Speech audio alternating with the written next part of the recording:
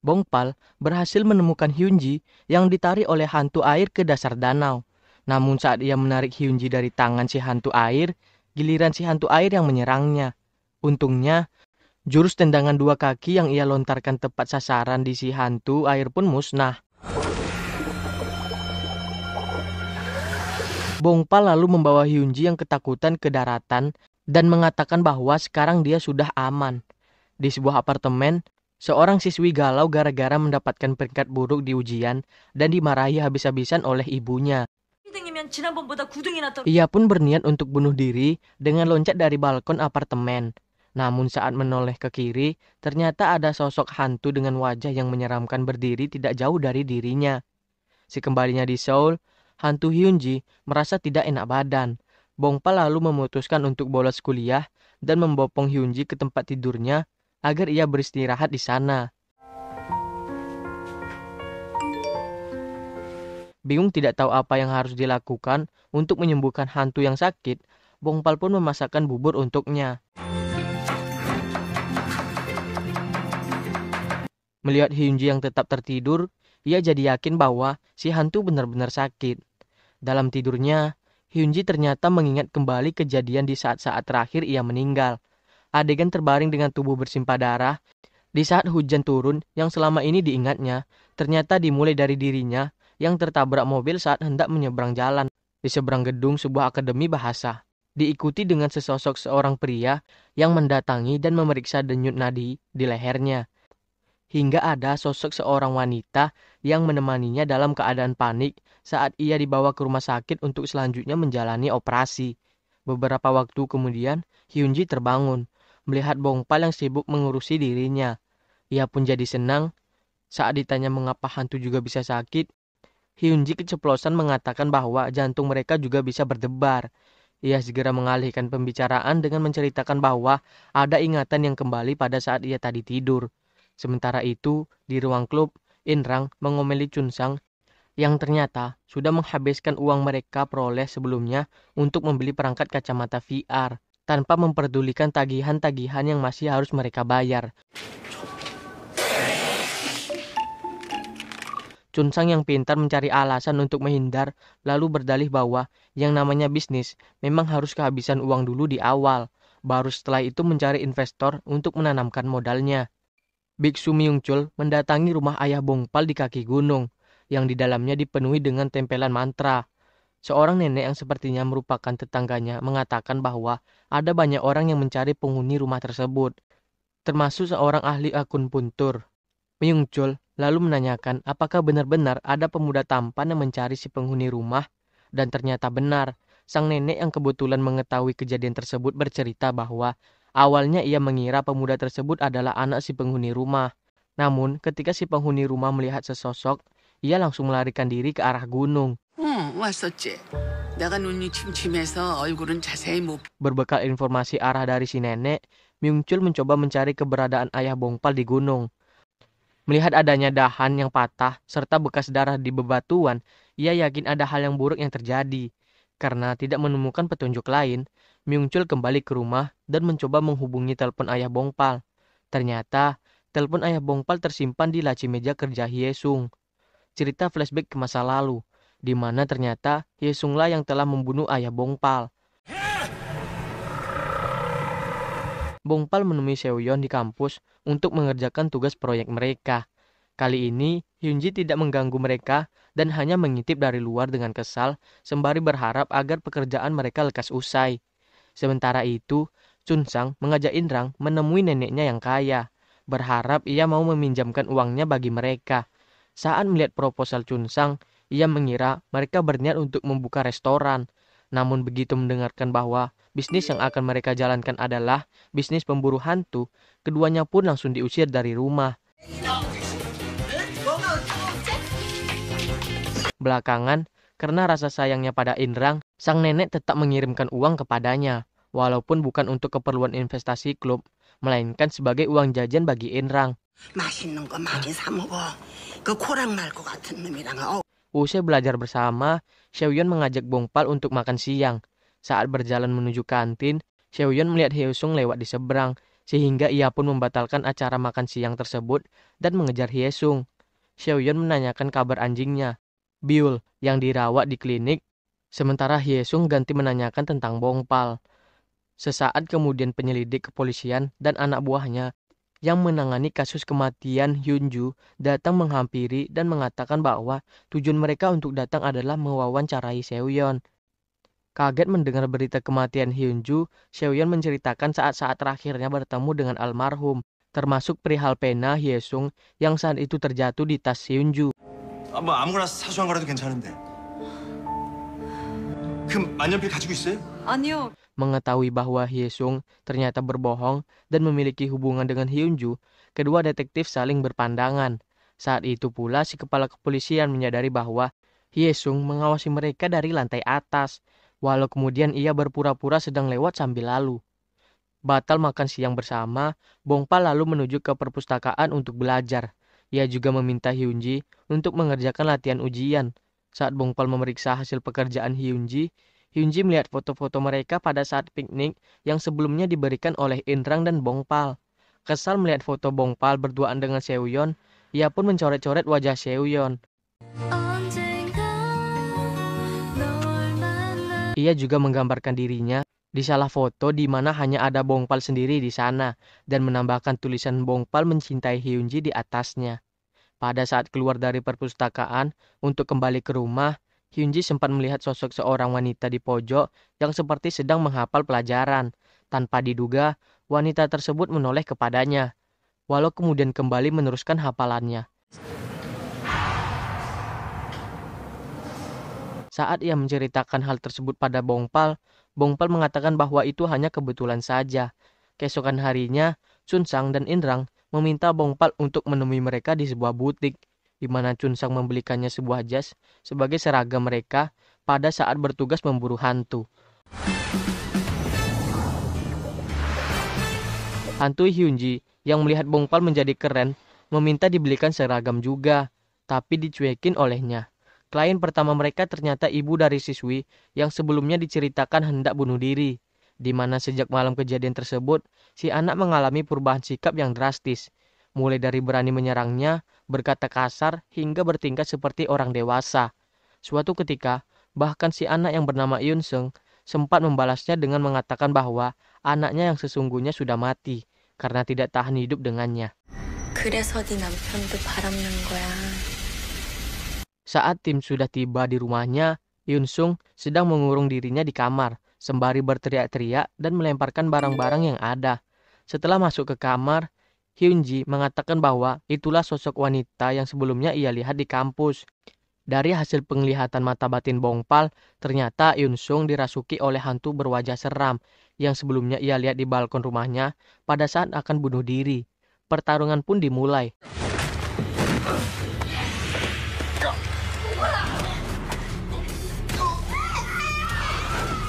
Namun hantu yang merasuki ternyata cukup kuat, sehingga ia bisa mengalahkan kolaborasi Bongpal pada Hyunji untuk kemudian lari ke atap apartemen. Di atap, hantu tersebut ternyata berniat membawa Yun-seung untuk loncat ke bawah. Untunglah sesaat setelah menjatuhkan dirinya, Hyunji datang dan berhasil menariknya. Hantu itu pun menjadi marah pada Hyunji dan berbalik menyerangnya. Demikian pula, pada saat Bongpal datang, si hantu langsung ikut menghajarnya.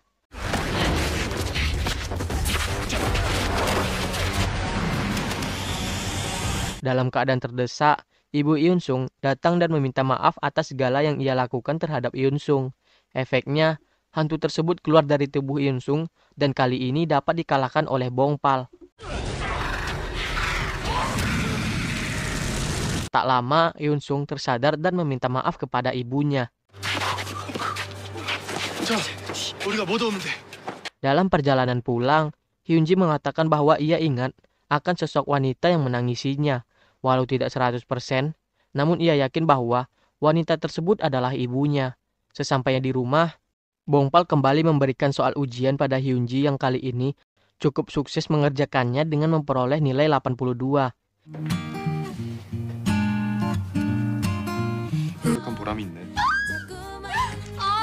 Sebagai hadiahnya, Hyunji minta untuk diajak pergi ke taman hiburan usai Bongpal melaksanakan ujiannya besok. Di kantor polisi, detektif yang menerima informasi dari pihak forensik bahwa kematian Hyunju dipastikan karena cekikan yang mengakibatkan lehernya patah. Beberapa saat kemudian, anak buahnya datang membawakan rekaman CCTV di dekat apartemen Hyunju yang memperlihatkan pertemuan Hyunju dengan seorang pria. Namun begitu si pria muncul, video rekaman langsung kabur dan kembali normal saat keduanya sudah menghilang. Sementara itu, Hyesung sedang berada sendiri di kantornya ketika anjing-anjing yang ada di kliniknya tiba-tiba menggonggong bersamaan. Saat dia memeriksa keluar, mereka langsung berhenti menggonggong. Saat itu pula, Kyungja yang beberapa hari sebelumnya berhasil membuntuti Hyesung hingga ke depan kliniknya, masuk dari sudut lain klinik dan memeriksa kantor Hyesung dengan perasaan gembira karena sukses masuk ke ruang kerja pria yang ditaksirnya.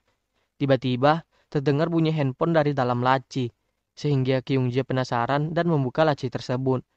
Ia langsung tertegun begitu melihat ada kartu identitas Hyunji di sana. Lebih kaget lagi, pada saat Hyesung masuk dan melihat laci terbuka, ia mengatakan bahwa ia berhasil masuk rupanya. Masalah akan segera terjadi, sembari menoleh dengan tatapan tajam dan senyum sinis ke arah Kyungja. Usai ujian, Bongpal bergegas untuk menuju taman hiburan. Tanpa disangka, Seoyeon yang sempat ditemuinya di luar gedung kampus mengalami kecelakaan. Ia pun memutuskan untuk mengantar Seoyeon ke rumah sakit, membiarkan Hyunji yang sudah sejak siang hari menunggunya di tempat pintu masuk taman hiburan. Tempat mereka berjanji untuk bertemu hingga malam tiba.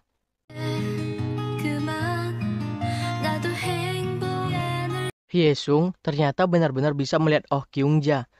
Ia mendekati Kyungja yang gemetar ketakutan, lantas mencekiknya hingga musnah. Bongpal tiba di taman hiburan yang sudah mau tutup, hanya beberapa detik sebelum Hyunji pergi. Ia kemudian menemukan si hantu di atap gedung dan meminta maaf karena tidak bisa datang. Namun Bongpal berbohong mengenai Seoyeon, sedang Hyunji sendiri tidak mau mengakui kalau ia telah seharian menunggu di taman hiburan. Biksu Myungchul mendatangi kantor polisi setempat untuk mencari informasi mengenai keberadaan ayah Bongpal. Polisi yang mengaku tidak pernah melihatnya menolak untuk melakukan pencarian, dikarenakan kurangnya tenaga yang ada, meskipun Myungchul menunjukkan foto batu yang berwarna merah karena darah yang mengering. Kembali muncul flashback saat di mana Hyesung menanyakan keberadaan suatu benda pada Ji-hun yang sudah sekarat. Ia juga mengatakan bahwa wanita itu, istri Ji-hun, mati karena dia, dan jika dia tetap berkeras untuk tidak mengatakannya, maka anaknya yang akan mati berikutnya. Karena Ji-hun tetap diam, maka Hyesung mencekik hingga tewas. Keesokan harinya, Hyunji ngambek dan tidak mau ikut Bongpal ke kampus, tapi hanya beberapa saat setelah Bongpal pergi, Hyunji sendiri merasa tidak betah sehingga ia pun menyusulnya. Saat Bongpal sedang mengomel sendiri karena tingkah Hyunji, tiba-tiba Hyunji muncul di sampingnya. Bongpal tidak mau mengakui apa yang baru saja ia katakan. Demikian pula Hyunji ketika ditanya kenapa ia kembali mengikutinya, menjawab kalau ia tidak mengikuti Bongpal, hanya sedang pergi kemana ia mau. Setelah mengatakan demikian, keduanya tersenyum-senyum sendiri. Indra yang sempat dapat melihat Hyunji di villa sedang asik mengamati foto mereka yang tidak sengaja menangkap keberadaan Hyunji sambil tersenyum girang sendirian. Chunsang yang melihatnya mengira bahwa ia menyukai salah satu orang yang ada di foto. Ia bahkan sempat mengira Indrang menyukai dirinya. Ia langsung dibantah oleh Indrang dengan wajah jijik. Tak lama kemudian, Bongpal dan Hyunji datang. Indrang akhirnya menunjukkan sosok hantu yang tampak di foto tersebut, yang langsung disadari oleh Hyunji bahwa itu adalah dirinya. Ia makin senang begitu mendengar Indrang menganggapnya sebagai sosok bidadari, yang manis, baik hati juga imut. Berlawanan dengan Hyunji yang bahagia karena ada yang jatuh hati kepadanya pada pandangan pertama. Bongpal merasa kasihan karena selama ini ia menganggap Indrang adalah sosok yang normal. Ia tidak menyangka bahwa Indrang malah lebih aneh ketimbang Chunsang. Namun Hyunji mengatakan bahwa yang tidak normal adalah Bongpal karena reaksi pria normal apabila melihat dirinya adalah seperti Indrang. Ia kemudian berlari ke arah taman sambil berputar-putar dan tersenyum bahagia. 그냥도 이쁜데 웃으면 Bongpal yang melihatnya tanpa sadar terpaku dan terpukau kagum akan manisnya senyuman Hyunji. Di kelas, Hyunji akhirnya tahu jika kemarin Bongpal menemani Seoyeon. Begitu mendengar Seoyeon mengajak Bongpal makan siang bersama dan ia menyetujuinya, Hyunji pun pergi meninggalkan mereka. Ia sempat berpas-pasan dengan Hyesung yang mulai menyadari keberadaan si hantu. Di rumah, Hyunji melihat-lihat kembali foto piknik mereka yang muka Seoyeon telah ia coret dan merasa iri kepadanya karena ia masih hidup sekaligus disukai oleh Bongpal. Mengetahui Hyunji tidak kembali ke kelas, Bongpal membatalkan janjinya dengan Seoyeon dan bergegas kembali ke rumah. Untuk menyenangkan hati Hyunji, ia mampir membeli daging dan bahan makanan lainnya. Dengan sok jual mahal, Hyunji mengatakan bahwa ia sedang tidak mood dan hanya akan mencicipi sedikit saja. Namun seperti biasa, setelah masakan jadi, ia menghabiskan porsi daging yang paling banyak dengan rakus. 근데 아직 맛이 안 느껴지냐? Sembari makan, Bongpal mengajak Hyunji untuk pergi ke taman hiburan esok harinya. Ia juga memberikan sebuah jas sebagai seragam kerja bagi Hyunji. Hantu yang harus dihadapi klub kali ini merupakan penunggu rumah sakit jiwa Samil yang terkenal berhantu. Menurut berita, dulunya dokter-dokter di sana menyiksa para pasien hingga ada 7 orang yang meninggal. Mengetahui hal tersebut, Inrang dan Chunsang memutuskan untuk mendokumentasi kegiatan mereka, berharap bisa merekam penampakan hantu. 3일 정신 요양원. Di TKP, bukannya mengikuti Bongpal, Chunsang dan Inrang yang penakut justru menjelajah sendiri, dan tanpa disadari telah masuk ke dalam bangsal yang penuh bersih hantu. Untungnya mereka hanya memperhatikan dari kejauhan dan tidak menyerang dua penakut.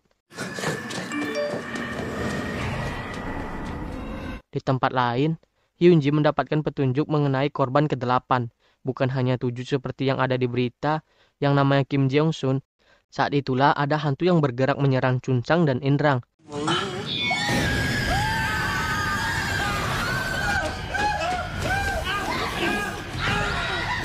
Inrang kembali bisa melihat sosok Hyunji yang saat itu datang untuk menyelamatkan dirinya dan Chunsang.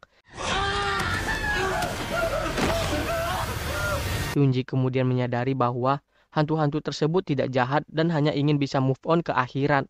Mereka terperangkap di dunia karena belum ada orang yang menemukan jasad mereka dan menguburkan mereka dengan layak. Akhirnya Bongpal dan kawan-kawan menghubungi pihak kepolisian dan mereka pun berhasil menemukan jasad hantu tersebut.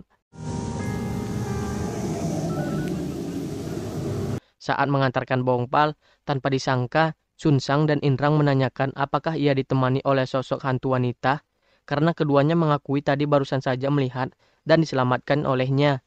Mau tidak mau, Bongpal mengakui keberadaan Hyunji di sampingnya. Namun ia agak cemburu ketika Inrang mencoba memegang wajah Hyunji, sehingga langsung mengajak Hyunji pergi ke taman hiburan. 뭐 하시는 거예요? Ternyata mereka tiba di saat-saat terakhir taman hiburan hendak ditutup, karena hanya tersisa biang lala. Bongpal segera menarik tangan Hyunji dan berlari ke sana. Ia tidak memperdulikan petugas biang lala yang heran kenapa ia hendak menaikinya seorang diri. Di dalam, setelah sempat mendengar sebelumnya petugas loket menanyakan apakah Bongpal adalah orang yang kemarin datang, Hyunji tiba-tiba mengungkapkan perasaannya kepada Bongpal bahwa ia menyukainya. 나도 좋아해. Melihat Bongpal yang bengong mendengarkan perkataannya, Hyunji pun jadi malu dan pergi menghilang. Saat berjalan melewati klinik hewan Hyesung, ia berhenti dan curhat kepada anjing-anjing yang ada di sana. Menyesali kebodohannya, menembak Bongpal. Beberapa saat kemudian, Bongpal datang dan memarahinya karena meninggalkannya begitu saja. 야, 거기서 그렇게 사라지면 어떡해? Hyunji pun langsung kembali kabur. Tanpa mereka sadari, pada saat itu Hyesung melihat mereka dari dalam klinik. Hyesung keluar menyapa Bongpal dan pura-pura tidak tahu bahwa Bongpal tinggal di dekat kliniknya. Ia juga berpura-pura tidak tahu dengan siapa Bongpal berbicara. Hyunji berpura-pura tidur saat Bongpal datang. Bongpal sendiri langsung masuk ke kamar karena mengira Hyunji benar-benar tidur. Keesokan harinya, suasana di antara keduanya menjadi canggung. Bongpal yang bingung harus berbuat apa karena disukai oleh hantu mencoba bersikap natural. Tapi begitu melihat Hyunji, ia kembali salting.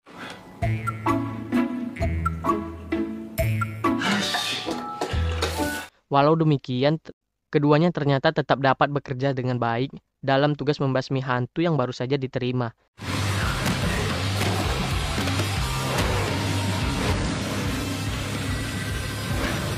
Indrang ternyata membelikan hadiah pada Hyunji, sepasang sepatu hak tinggi. Hyunji yang memang menyukai heels langsung kegirangan, tapi Bongpal justru mengatakan pada Indrang bahwa Hyunji tidak menyukai sepatu macam itu, sehingga Indrang menjadi patah hati. 안 들러면 안 돼. Penyidik kepolisian mendatangi klinik hewan dan mengkonfirmasi alibi Hyusung sebelumnya, yang menyatakan ia berada di klinik pada saat kejadian. Dua orang karyawan yang mengatakan sebaliknya, bahwa pada saat itu ia berada di luar klinik, bahkan tidak pulang hingga esok harinya. Mereka juga menceritakan adanya bekas lumpur di jejak sepatu Hyesung. Karena tiba-tiba Hyesung datang, kedua penyelidik tersebut pun langsung pamit. Dalam perjalanan pulang, Hyunji meminta Bongpal bermain suit dengannya, sebagai pengganti sepatu yang batal diterima Hyunji. Pemenang suit tersebut berhak meminta sesuatu dari yang kalah. Pada akhirnya Hyunji lah pemenangnya, dan permintaannya adalah agar Bongpal melupakan apa yang telah ia katakan kemarin, karena ia tidak mau canggung saat berada bersama Bongpal. 내가 이겼다! 예! 그냥 다 없었던 걸로 할게. Setelah mengatakan hal tersebut, dan belum sempat Bongpal menjawabnya, tiba-tiba saja pandangan Hyunji berputar dan ia lenyap. 김현지! 현지야! Namun beberapa saat kemudian ia muncul kembali, tidak jauh dari tempat ia menghilang. Bongpal langsung menghampiri dan memeluknya, sembari mengatakan agar ia jangan pernah menghilang lagi. 너 어디 갔었어? 쓰고 많았어 나의